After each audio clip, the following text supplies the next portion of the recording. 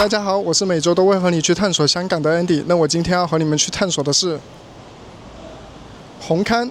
红磡这个名字的由来，坊间有2个说法。第一个是比较朴实的说法，这个地方尚未开发的时候，遍地都是红色的岩石，是一片红彤彤的陆地。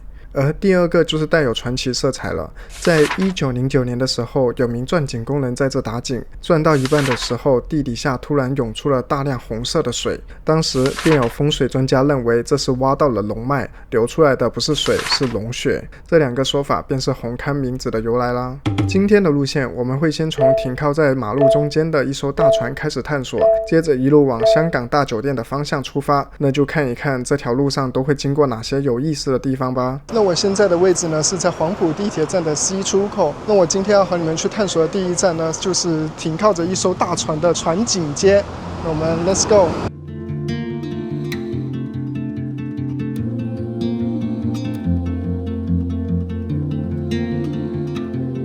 黄埔号，很多人都以为它只是个商场的设计，但其实它是一艘按真实邮轮打造的陆地船。在上个世纪，红磡这里可是拥有了香港最具有规模的船坞之一——黄埔船坞。当时船坞的全盛时期可是超过了4000多名工人在这工作，可以说是整个红磡的经济命脉。但后来随着时代的变迁，船坞的需求变得越来越少，最终船坞在1985年正式关闭。而这艘船就是黄埔船坞的工人为了纪念那段辉煌的时光而打造的最后一艘船。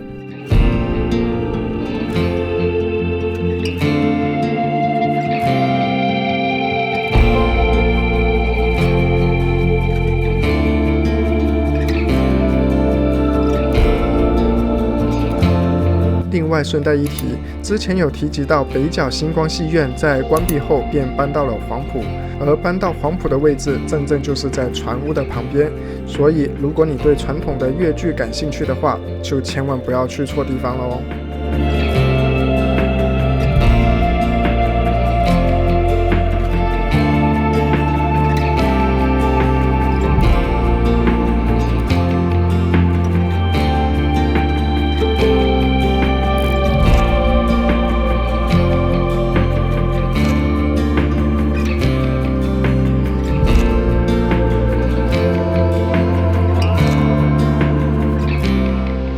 那我们既然逛了船井街，又怎么能不去逛船坞街呢？那我们 Let's go。接下来的船坞街呢，就是沿着这里直走，然后过对面的马路去那一边。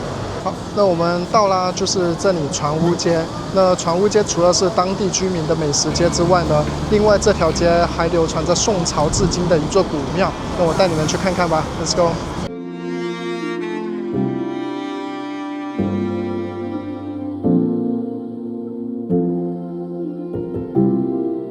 福德古庙是一座隐身在安全岛的古庙，相传从宋代末年便存在至今，它可能是香港历史最悠久的土地公庙。随着城市的发展，它其实早该被清拆，但就是因为黄埔船坞的年代，很多的工人都会来这里祈求工作平安顺利。久而久之，附近的居民对于这座庙的信仰早已深深地扎入了日常当中。所以，即使古庙周遭的事物全都被清拆重建，但唯独这座古庙是当地街坊无论如何都要极力保留的地方。也正是如此，我们现在才能看到全港都极其罕见的安全岛古庙。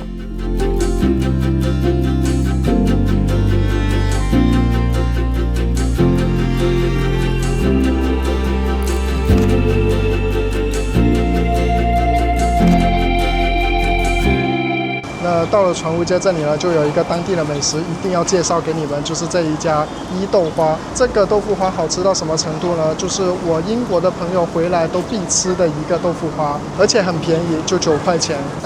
芝麻糊豆腐花，一個。好，唔該。芝麻糊豆腐花9块钱。好，那接下去我们的下一站就是船坞街的延伸，宝其利街。这一条街呢，最主要想要来逛的就是想来看看，就是最早期，而且现在还在经营的宝石戏院。那我带你们去内部看一看吧 ，Let's go。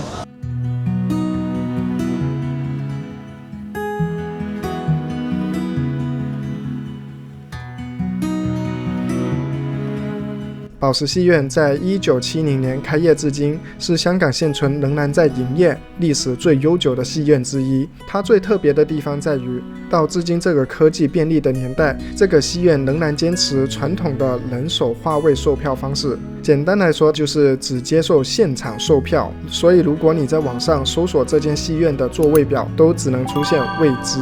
在这个戏院看电影，不只能感受到当年港片辉煌的年代，就连买票的方式也同样能感受得到。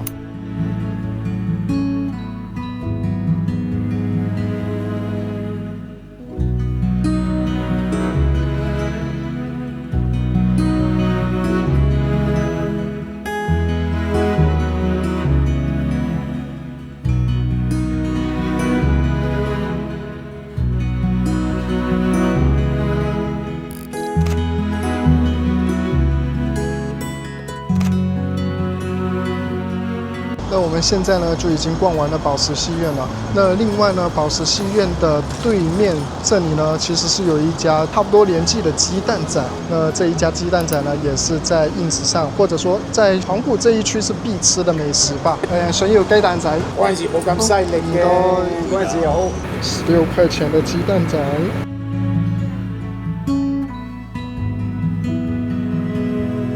另外顺带一提，从宝奇利街延伸到香港大酒店这一带，除了是超多惊悚片的取景地外，还有破地狱、命案、跨栏哥和家钱哥的经典名场面，以及经典的法国龍喂，尖沙咀啲麥當勞我睇㗎，法國龍掂啊！但由于那边是大酒店，不宜拍摄，那我就不去打扰人了，尊重 respect。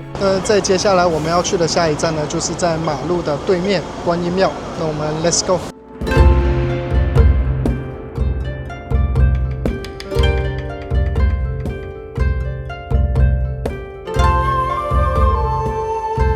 红磡观音庙建于1873年，到目前为止已经超过了150年的历史，是香港九龙最大规模的观音庙，同时也是香港的1级历史建筑物之一。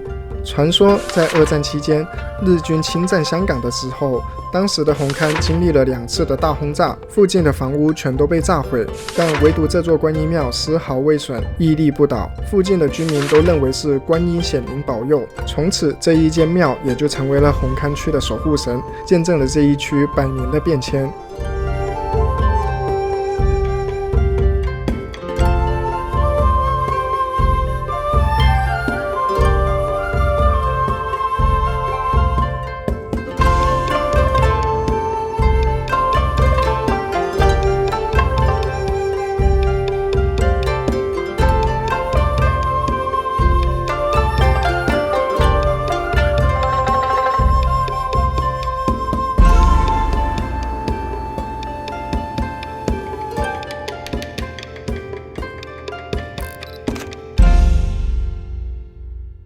促使我这一期想要记录红磡的最大一个原因，其实是因为和我们一起生活了7年、随叫随到的家人肖哥。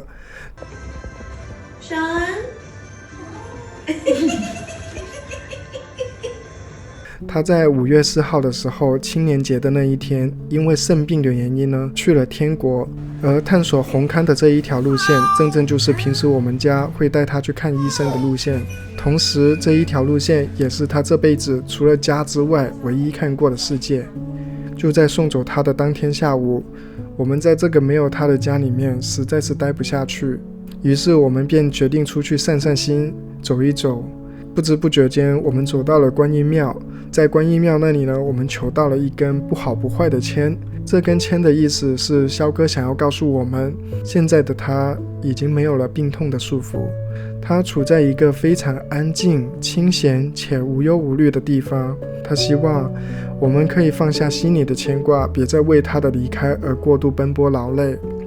但是在这里我也想告诉肖哥，我不知道天国有没有你爱看的电视，但是如果你想我们了，就点开视频看看我们也会常常翻看你可爱的那些照片和视频。那在接下来的日子里，我们也会慢慢的适应，就是开门之后没有你出来迎接，也没有在沙发上休息的时候身上就会长出一只可爱的小猫咪。哦，对了，另外还有蛋蛋他想告诉你，那你现在不在了啊，以后就没有人可以跟他争宠了，他现在是独生子女了。